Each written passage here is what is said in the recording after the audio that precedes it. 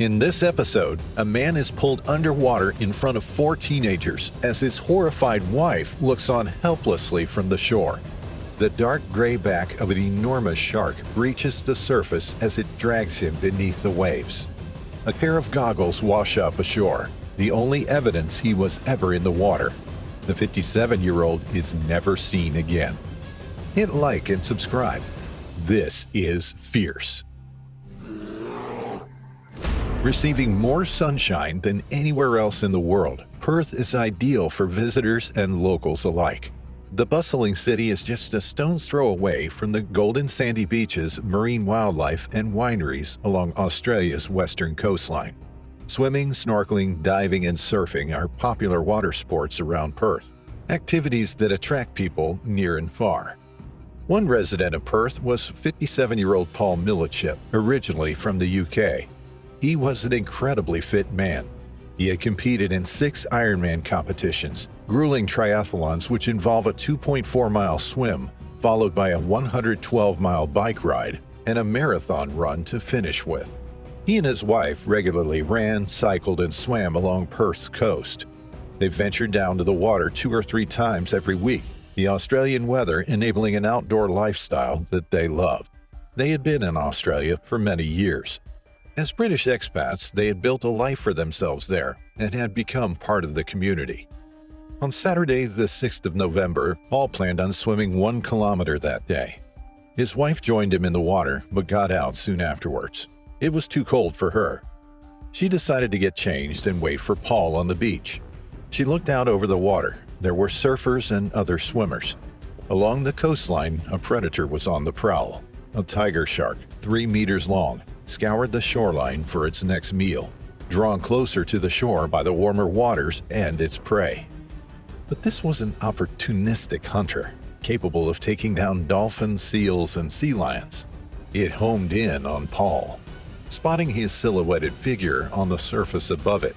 Once it had decided to attack, there was no stopping it. It was pure instinct.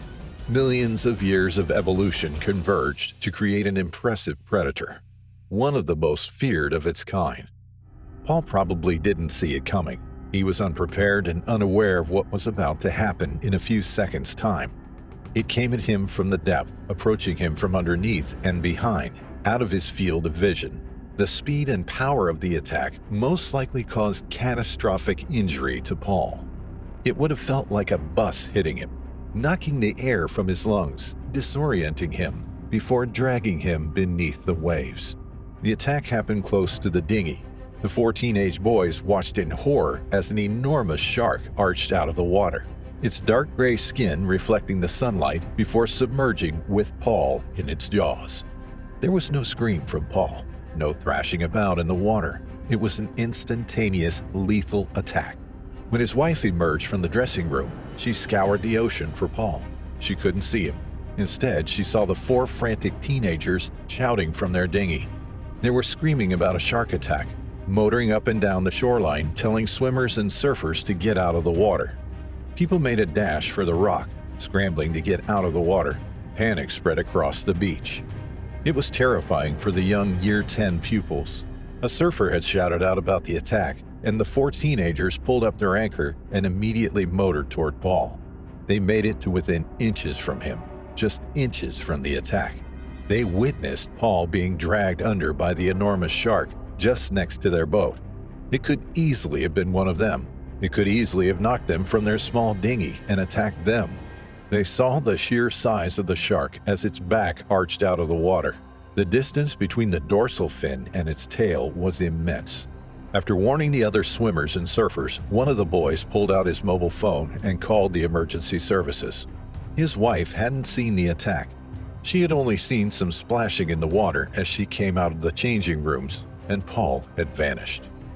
There was a helicopter on patrol at the time of Paul's attack, but it was not in the vicinity of Port Beach.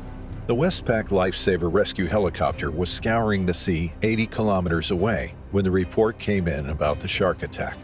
It immediately diverted to where Paul was last seen and began a search for him. In total, 5 water police and sea rescue boats and 2 helicopters were sent to scour the area. Lifeguards stationed at a nearby beach also rushed to Port Beach to help in the search, but it was too late. Paul was already gone. There was nothing anybody could do. 24 hours later, the search for Paul was called off. Only a pair of his goggles was ever recovered from the site. His wife had the agonizing job of phoning the family, who lived overseas, and informing them of the terrible events. He was a father to 2 grown-up children. She thanked the boys in the dinghy for their quick action. Although they couldn't save Paul, they may have saved other lives by warning others to get out of the water. Eyewitnesses helped piece together the attack, but it seemed that it came out of nowhere and happened so quickly that there wasn't anything anyone could do. It was the 3rd fatal shark attack to happen in Australian waters that year. The beach was closed for the rest of that weekend. It was cordoned off by officials, a sight that is becoming increasingly common across Australia. But on Monday morning, it reopened again. Nervously, some swimmers braved the water. The Port Beach Polar Bears are a local swimming group that have been swimming at the beach for decades. On that Monday morning, their numbers dwindled. Many of the group were understandably anxious about going in the water again and decided not to. Others, however, weren't deterred. They said that they know the risks. Sharks are always at the back of people's minds when they enter the water in Australia. But swimming is their passion, and they don't want to let the relatively uncommon shark attacks that occur in Australia each year put them off from doing something that they enjoy. Reports came in just days after the attack that Port Beach had been closed again. This time, a member of the public spotted a 3-meter shark circling the waters just 100 meters from shore. A surf life-saving helicopter was dispatched to patrol the area, but couldn't see anything. As for the 4 teenage boys who rushed to Paul's aid and warned others of the attack, they received bravery awards from the City of Fremantle and Civic Service Award medallions from the City of Melville. These awards recognize special service to the community. No doubt it took some time for the horror of what happened to sink in for the youngsters, but they were hailed as local heroes. Paul's wife was supported by officers.